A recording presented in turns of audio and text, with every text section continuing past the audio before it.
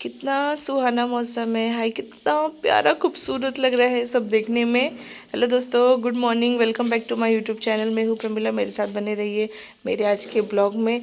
तो लास्ट का ब्लॉग हमारा चाय पे ख़त्म हुआ था ट्रेन के ट्रैवल के साथ। आज का ब्लॉग फिर शुरुआत होता है सुबह सुबह की हरियाली के साथ में। हम एमपी स्टेट में नहीं, शायद आई थिंक हम उत्तर प्रदेश स्टेट में पहुंच गए हैं, क्योंकि आज सुबह सुबह 10 साढ़े 10 तक हमें छोड़ देगा ट्रेन, हमें हमारे स्टॉप पर। तो हम यूपी में ही हैं। सॉरी, एक्चुअली डबल ब्लॉक हो गया है, इसके लिए मैं भूल गई थी। और अभी तो मैं फ्रेश वगैरह हो गई हूँ। और ये देखिए, यूपी पहुँचते ही पिंपल्स और छोटे छोटे दाने और घमौरियाँ निकलना शुरू हो गए। एसी की टिकट है फिर भी ये हाल है। और गांव में तो भयंकर गर्मी होती है, पता नहीं क्या हाल होगा। और देखते हैं, गांव की गर्मी सुनने में आ रहा है कि बारिश वारिश हो नहीं रही है, तो गर्मी तो बहुत ज़्यादा ही हो रही होगी। तो मैं वहाँ का भी आपको बताऊंगी कि कितनी गर्मी है, क्या है। मतलब अभी अपना पुणे का क्लाइमेट कैसा होता है, एकदम ठंडा ठंडा होता है, एकदम मस्त होता है। तो हमें हमेशा वही आदत होती है। और मैं इतने टाइम के बाद में, लॉन्ग टाइम के बाद में इतना गर्मी में जा रही हूँ। लास्ट टाइम जब मैं गई थी तो इतनी गर्मी नहीं थी, तो मुझे नॉर्मल लगा था, इतना ज़्यादा ये नहीं लगा था। और अब जब जा रही हूँ तो सभी लोग बता रहे बहुत गर्मी है वहाँ पर। तो फाइनली वो टाइम आ गया है जिस घड़ी का मुझे इंतज़ार था। कहते हैं ना, वो घड़ी आ गई जिसका मुझे था इंतज़ार। तो जिस स्पेशल बंदे से मैंने कहा था मैं मिलने वाली हूँ, फाइनली उनका स्टॉप अभी मेरे से 2 से 3 मिनट बाकी था। और अभी स्टॉप पे हम आ गए हैं। मैं सॉरी, आप लोगों को बता नहीं सकती कि मैं किससे मिली थी। वो मैं कभी किसी दूसरे ब्लॉग में आप लोगों को बता दूंगी। वो बहुत ही ज़्यादा, बहुत ही खास स्पेशल है हमारे लिए, इसीलिए मैंने उसके लिए इतने गिफ्ट्स लेकर आई थी। और उसने मना किया हुआ था कि मुझे ब्लॉग में मत डालना, क्योंकि वो स्पेशल है और मैं उससे इस तरह से रिवील नहीं करना चाहती हूँ कि कौन है वो। इसीलिए तो मैं कभी आप लोगों के साथ में उस ब्लॉग को शेयर करूँगी उनके साथ का, तब बताऊँगी। तो उनसे हम मिले उस स्टेशन पे। वो हमारे घर नहीं आ सकते थे, हम उनके घर नहीं जा सकते थे, इसलिए मैंने उन्हें स्टेशन पे ही बोला था। तो हमारे स्टॉप से 4 स्टॉप पहले उनका स्टेशन पड़ता है, तो वो वहीं पे आए थे मिलने के लिए। वो हम उनसे मिले, वो मेरे बच्चों के लिए कैडबरी वगैरह लेकर आए थे। बच्चे बहुत ही ज़्यादा खुश हो गए इतना बड़ा बड़ा फैमिली पैक देखकर। तो उसके बाद तो अभी हमारा स्टॉप आ ही गया। उनसे मिलने के 1 डेढ़ घंटे के बाद में हमारा स्टॉप पड़ता है।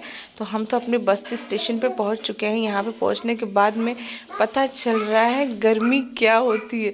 सीरियसली, मतलब गांव में इतनी ज़्यादा गर्मी होती है, तभी यहाँ के लोग भागते रहते हैं। यहाँ पे कोई रहना नहीं चाहता है। पर जो किसान हैं, जो यहाँ के प्रॉपर के लोग हैं, वो कहाँ जा सकते, उन्हें तो रहना ही पड़ेगा ना। वो अपने बंदोबस्त के साथ में रहते हैं और उन्हें कैसे आदत भी हो जाती है। अभी हम तो बाहर के लोग हैं, हमें तो आदत होनी से रही।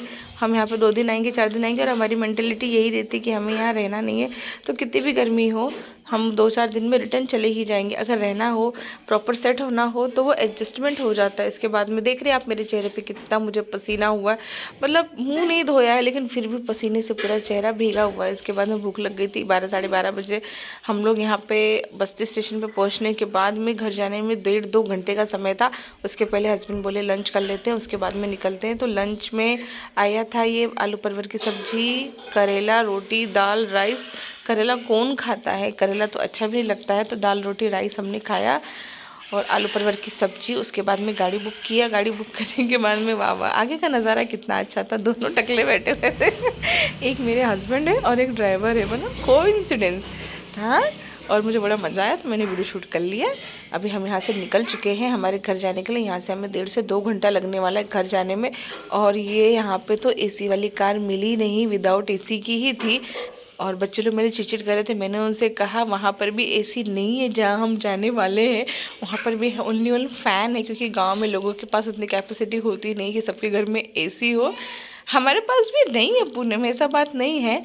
बट कैसा है, वहाँ का क्लाइमेट अच्छा है, तो ज़रूरत नहीं पड़ती है एसी की। वहाँ पे फ़ैन और कूलर से ही काम चल जाता है। उसके बाद में कितना, मतलब 1:45 बज चुका था, 1:45 या 2 शायद, समथिंग ऐसी कुछ टाइम हो रहा होगा। हम पहुंचने वाले थे अपने चौराहे पे। अपने चौराहे पे से फिर वहां से हम अपने गांव जाने वाले थे। चौराहे पे बुलाए हुए थे मेरे हस्बैंड ने अपने भतीजे लोगों को, 3 4 उनके भतीजे हैं, वो लोग आए हुए थे हमें लेने के लिए। और मतलब कैसे बहुत अच्छे बच्चे, मतलब मुझे देख के बड़े खुश हो जाते हैं। हमें, हम लोग को उनको देख के खुश हो जाते हैं, क्योंकि मेरे बच्चों से वो लोग बहुत ज़्यादा ही प्यार करते हैं। मेरे बच्चे छोटे हैं, तो ज़्यादा ही वो लोग केयर करते हैं बच्चों की। तो बड़े प्यार से वो लोग आए थे हमें लेने के लिए। ये है सुनील, मुंबई में रहते हैं, ये भी हमारे भतीजे ही लगते हैं। तो हम सब लोग तो उतर गए। उसके बाद हाय जो गर्मी लग रही थी, धूप लग रहा था।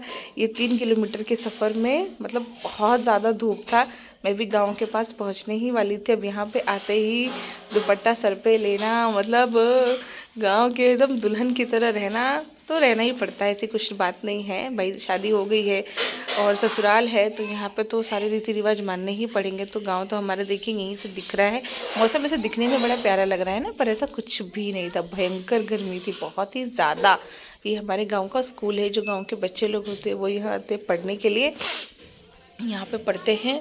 और गांव पास में ही है तो बच्चे लोग फटाक अपने, मतलब यहाँ के बच्चे हैं ना, खुद अपना आते हैं, खुद अपना चले जाते हैं। हमारी तरह नहीं कि लेके आना जाना पड़ता है। और ये मेरी जेठानी लगती हैं, ये मेरे भतीजे ही लगते हैं हस्बैंड के।